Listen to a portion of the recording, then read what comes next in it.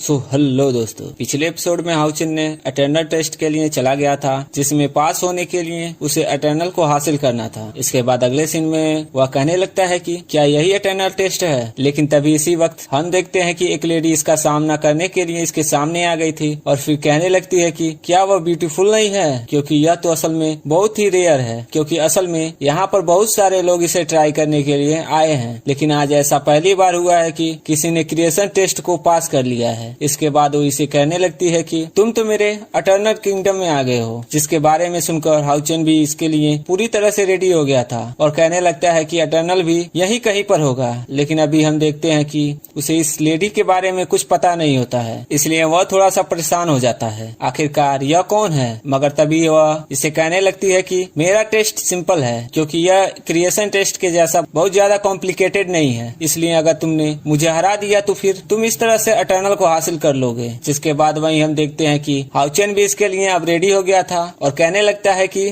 तुम भी मेरे जैसे ही लेवल 9 के स्टेज में ही हो। और अब इतनी सी बात कहने के बाद वह इसके ऊपर अटैक करता है, लेकिन हम देखते हैं कि उसने हाउचिन के अटैक से अपने आप को बहुत आसानी से बचा लिया था और फिर वह भी अपने परफॉर्मेंस वाले बेस्ट पावर का यूज करके इसके ऊपर अटैक कर देती है। मगर वहीं हम देखते हैं कि हाउचिन को इसके बारे में कोई चिंता नहीं होती है, इसलिए वह इसके अटैक से अपने आप को बहुत आसानी से बचा लेता है और फिर कहता है कि यह टेस्ट तो बहुत ही सिंपल है। इसके बाद हम देखते हैं कि उसने फिर से अपने पावर का यूज करके इसके ऊपर अटैक कर दिया था, लेकिन इसके बाद भी वह इसके अटैक को बहुत आसानी से हैंडल कर लेता है। तो दोस्तों, अगले सीन में हम देखते हैं कि वह कहती है कि तुम इतना सीरियस ना हो और इसलिए चलो मूव को सही करने के लिए म्यूजिक प्ले करते हैं। अब इतनी सी बात कहने के बाद दोस्तों हम देखते हैं कि वो अपने पावर का यूज करने लगती है, जिसके बाद उसने एटर्नल मूवमेंट के चैप्टर 1 को एक्टिवेट कर लिया था और अब इसी के साथ वह एटर्नल अपर्चर को यूज कर लेती है। जिसके बाद हम देखते हैं कि हाउचिन पूरी तरह से हैरान हो गया था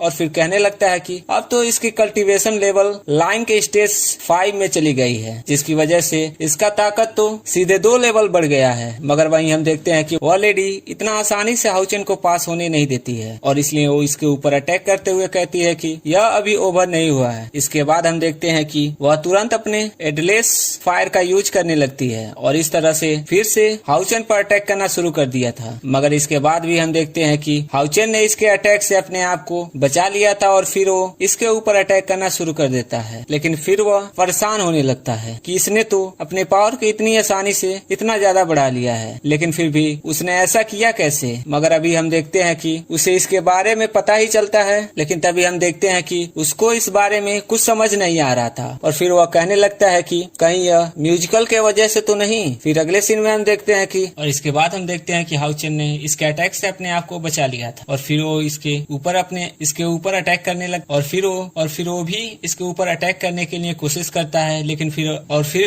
वो भी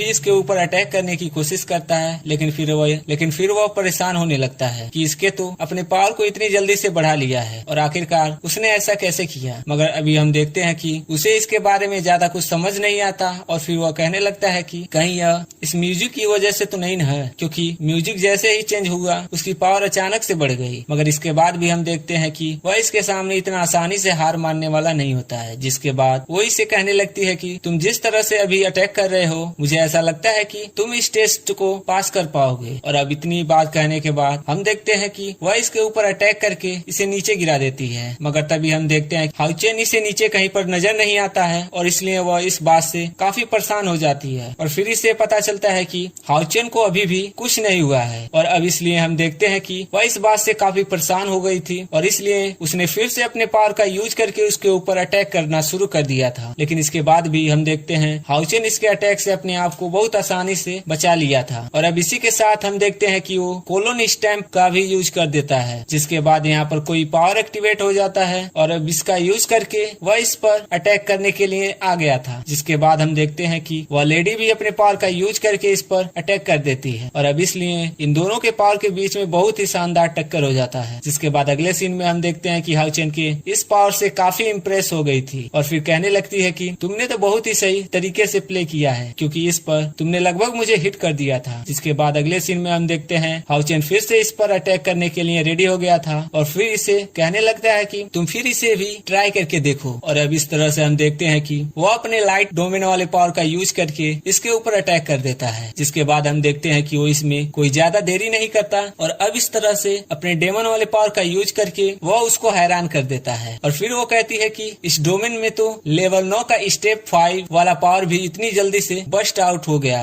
अब इसलिए वो भी इस बात से थोड़ा सा हैरान हो जाती है, आखिरकार यह किस तरह का डेमन है। लेकिन तभी हाउचेन इस पर अटैक करने के लिए आ गया था और अब इसलिए हम देखते हैं कि वो भी अपने वर्निंग स्काई मीटियर वाले पावर का यूज करके इसके ऊपर अटैक कर देती है। जिसके बाद हम देखते हैं कि इनके पावर के बीच में बहुत शानदार फाइट होती है, लेकिन फिर भी आखिरकार हाउचेन का अटैक इसके सामने भी कुछ नहीं कर पाता। लेकिन तभी हाउचेन कहता है कि अब सही टाइम आ गया है और इसके बाद हम देखते हैं कि वो अपने सन डिवाइन शील्ड को एक्टिवेट कर लेता है। जिसके बाद वहीं हम देखते हैं कि इस बात से पूरी तरह से हैरान हो गई थी और फिर कहने लगती है कि इसके पास में तो सन डिवाइन स्टोन भी है और क्या उस ड्रैगन ने होली स्टेन को सच में इसे दे दिया। लेकिन तभी इसी बीच हम देखते हैं कि हवायु ने रिवर्सल वाले पावर का यूज करके इसके अटैक को अपने अंदर खींच लिया था और फिर वो इसी पावर का यूज करके इसके ऊपर अटैक कर देता है। जिसके बाद हम देखते हैं कि वह भी इसे रोकने के लिए कोशिश करती है, लेकिन इसके बाद भी हम देखते हैं कि वह इसके सामने कुछ भी नहीं कर पाती और फिर आखिरकार वह काफी दूर जाकर गिरती है। लेकिन इसके बाद भी हम देखते हैं कि वो इसके सामने इतना आसानी से हार मानने वाली नहीं होती है और फिर वो इसकी तारीफ करते हुए कहने लगती है कि तुम तो सच में बहुत ही अच्छे फाइटर हो, इसलिए इसमें हैरानी की कोई बात नहीं है कि तुमने क्रिएशन वाले टेस्ट को पास कर लिया। मगर तभी हम देखते हैं कि उसने फिर से अपने म्यूजिक को प्ले करना शुरू कर दिया था और फिर कहती है कि अब अगले चैप्टर पर जाने का टाइम आ गया है। इसके बाद हम देखते हैं कि वो तुरंत अपने पावर को एक्टिवेट करने लगती है और अब इस तरह से हम देखते हैं कि उसने चैप्टर 2 को शुरू कर दिया था और अब इसलिए वो डार्क स्टार वाले पावर का यूज करके हाउचेन के ऊपर अटैक करने के लिए रेडी हो जाती है। जिसके बाद हम देखते हैं कि अब इसकी पावर लेवल 9 के स्टेज में पहुंच गई थी, इसलिए हाउचेन भी इस बात से अब काफी हैरान होने लगता है और कहने लगता है कि फिर से इसकी कल्टीवेशन 2 लेवल बढ़ गई। इसके बाद वह कहने लगता है कि कोई भी अपने पावर को बिना ब्रेक क्लच के इतना आसानी से इतनी जल्दी कैसे बढ़ा सकता है जब तक कि यह पावर उसी का न हो। लेकिन इसके बाद भी हम देखते हैं कि हाउचेन को इतनी आसानी से छोड़ने वाली नहीं होती है, इसलिए वो इससे पूछने लगती है कि यह तुम्हें कैसा लगा और क्या मेरा म्यूजिक अच्छा है। इसके बाद वो कहने लगती है कि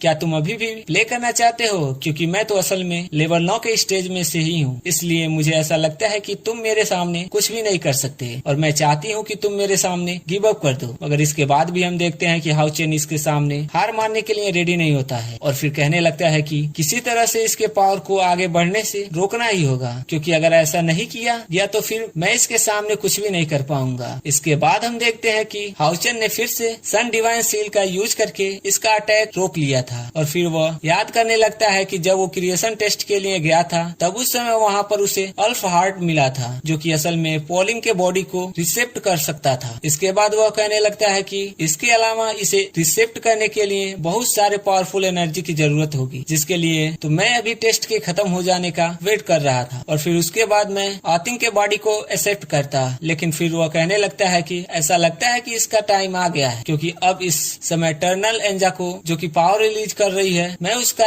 इसमें यूज कर सकता हूँ। लेकिन तभी इसी बीच हम देखते हैं कि एंजल इसके ऊपर काफी गुस्सा हो जाती है और कहने लगती है कि तुम तो मेरा पावर का यूज करना चाहते हो, लेकिन क्या तुम्हें लगता है कि इतना आसान है। जिसके बाद वहीं हम देखते हैं कि हाउचेन भी इस बात से थोड़ा परेशान हो जाता है और कहता है कि अब इसमें केवल थोड़ा सा समय बाकी है। मगर अभी भी हम देखते हैं कि एंजल अपने पावर का यूज करके लगातार इसके ऊपर अटैक कर रही थी, जिसकी वजह से हाउचेन का डिवाइन शील्ड इसके सामने ज्यादा टाइम के लिए कुछ कर नहीं पाता है और अब इसलिए हाउचेन यातिंग से कहने लगता है कि तुम जाग जाओ। जिसके बाद हम देखते हैं कि आखिरकार यातिंग जाग जाता है और फिर वह इसका अटैक रोकते हुए कहती है कि मेरे मास्टर को हर्ट करने की तुम्हारी हिम्मत कैसे हो गई। इसके बाद हम देखते हैं कि यातिंग ने यहाँ की एनर्जी को एब्जॉर्ब करके अपने बॉडी को रिसेव कर लिया था, जबकि वहीं हम देखते हैं कि एंजल इस बात से पूरी तरह से हैरान हो जाती है और फिर कहने लगती है कि यह तो असल में लाइट एल्किंग है, जो कि लाइट एलिमेंटल स्पिरिट का अल्टीमेट फॉर्म है, अल्टीमेट फॉर्म का एवोल्यूशन है और लाइट कार्ड का सर्वेंट भी। लेकिन इसके बाद हम देखते हैं कि अब हाउचेन को इसके बारे में कोई चिंता नहीं होती है और फिर वो कहने लगता है कि अब तो सोल्फनेस कॉन्ट्रैक्ट का बैन भी टूट गया है, जिसकी वजह से यातिंग फिर से फाइट कर सकती है और आज तक पूरे मेन लाइट में ऐसा कुछ भी नहीं हुआ। लेकिन तभी हम देखते हैं कि यातिंग हाउचेन के पास में आ जाती है और फिर उसे कहने लगती है कि अब तो फिर से मैं आपके साथ मिलकर फाइट कर सकती है और इसलिए यह सच में बहुत ही ग्रेट है। तो दोस्तों ये था इस पार्ट का एक्सप्लेनेशन। अगर आपको एक्सप्लेनेशन अच्छा लगा हो तो वीडियो को लाइक कर देना, चैनल को सब्सक्राइब कर देना। मिलते हैं अगले वीडियो। वीडियो में। तब तक के लिए keep watching, keep supporting. Thank you.